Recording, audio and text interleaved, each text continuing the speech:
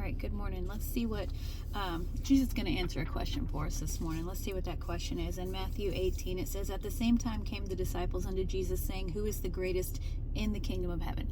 So that's the question. Who's the greatest in the kingdom of heaven? And Jesus called a little child unto him and set him in the midst of them and said, Verily I say unto you, except you be converted and become as little children, you shall not enter into the kingdom of heaven. Whosoever therefore shall humble himself as this little child, the same is greatest in the kingdom of heaven. And whoso shall receive one such little child in my name receiveth me. Then it goes on in the next account, because we read about this same account in Mark chapter 9. He says, he sat down and called the 12 and saith unto them, If any man desire to be first, the same shall be last of all and servant of all. Again, talking about the greatest in the kingdom of heaven. And then he says again, in Luke 9, and whosoever shall receive me receiveth him that sent me, for he that is least among you, the same shall be great.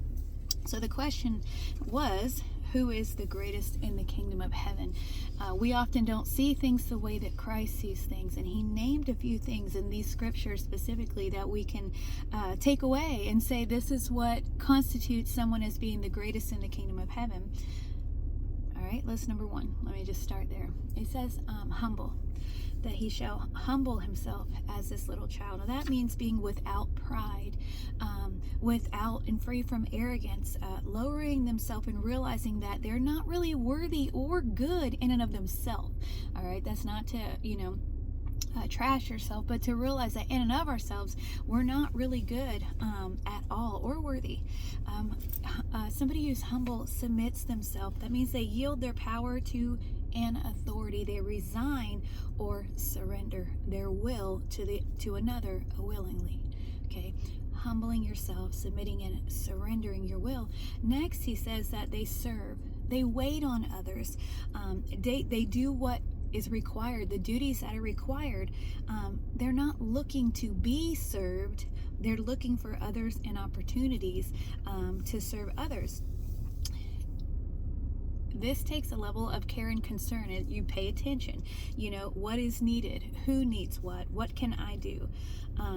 So basically, who is the greatest in the kingdom of heaven? The person who would choose the least for themselves, but serve the most. Not putting themselves first, being free from pride, humbling themselves, surrendering their will to authority of another. In this case, it's going to be God, and serving.